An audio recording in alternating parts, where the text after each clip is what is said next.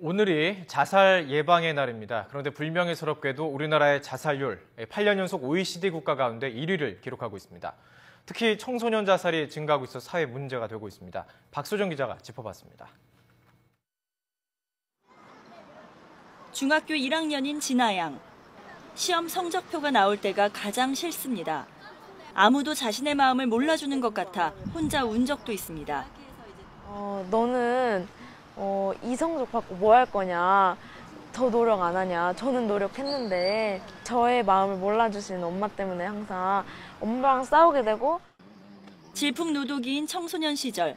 슬픔이나 분노를 참지 못하고 자살 충동을 느끼는 청소년은 12%에 이릅니다.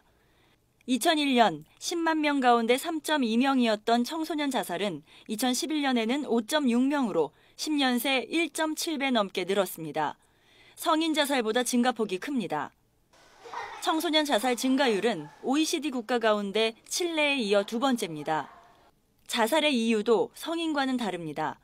성인은 경제적 이유가 가장 큰 반면 청소년은 성적과 진학 문제, 가정 불화가 큰 부분을 차지했습니다. 우울증에 걸려 자살 충동을 느끼는 성인과 달리 청소년들은 순간적인 충동으로 목숨을 끊는 경우가 많습니다.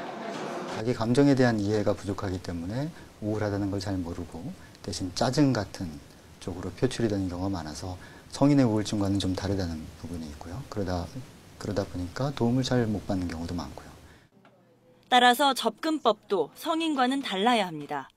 아이들을 데려다 놓고 내가 내 얘기를 하면 되는 것이 대화인 줄 아시는 경우가 있어요. 근데 대화는 사실은 이렇게 말로 하는 대화가 있고 눈으로 하는 대화가 있고 마음의 대화가 있거든요. 이런 것들이 되려면 조금 더 아이를 더 관찰해야 되고. 마포대교에는 이렇게 난간마다 괴로운 마음을 달래주려는 문구들이 적혀 있습니다. 청소년에게도 가장 중요한 것은 마음을 알아주는 것입니다. 특히 아이에게 문제가 있다고 생각된다면 아이뿐 아니라 가족도 함께 상담을 받아야 합니다. YTN 박소정입니다.